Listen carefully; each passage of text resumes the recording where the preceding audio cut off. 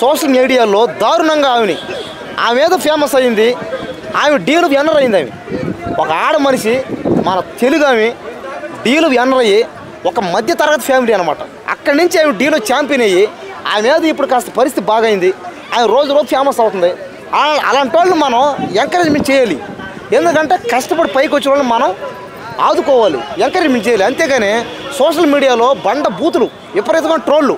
ఆమె పెళ్లి చేసుకుంటే మీకెందుకు? ఆమె ఇంకేడకని పోతే మీకేం చెప్పండి. ఒక మనిషి పైకి లేస్తే ఏడుపు ఇక్కడ మొదటి నుంచి అంతే అనమాట. అందరూ దయచేసి ఆమె ఎట్టపోయినా ఏం చేసుకున్నా వదిలేసేయండి. ఆమె ఏం బెట్టింగ్ లేపలేం, ప్రమోషన్ చేయలేదు, ఎవరిని ఏ రకంగా ఆమె ఇబ్బంది పెట్టలేదు. ఎవరి గురించి వ్యక్తిగతంగా ఇంకేదైనా పర్సనల్గా ఆమె ఎవరిని ఏమి అనలా, మాట్లాడలా, తిట్టలా, పొగడలా. ఆమె ఏదో ఆమె పని చేసుకుంటూ పోతుంది. ఆమె ఏదో కాస్త పరిస్థితి బాగుంది, ఈ మధ్య ఏదో కాస్త వీడియోలు ఫేమస్ అయ్యి డబ్బు సంపాదిస్తుంది. దీనికి మనుషులు ఏడవడం ఇది కరెక్ట్ కాదు. ఇది ఆమె పెళ్లి చేసుకుంటే మీకెందుకు? అవును, భర్త లేడు, చేసుకుంటుంది, డైవర్స్ కూడా తీసుకుంది. ఆ కుటుంబం ఈ కుటుంబం మధ్య అంటే అదే ఆ పెళ్లి చేసుకోబోయి అవుతుంది ఆమెది. వాళ్ళిద్దరు ఫ్యామిలీలు మాట్లాడుకొని వాళ్ళు డిసైడ్ చేసుకొని వాళ్ళు ఒక మాట మీద వచ్చి వాళ్ళు ఫిక్స్ అయ్యారనమాట.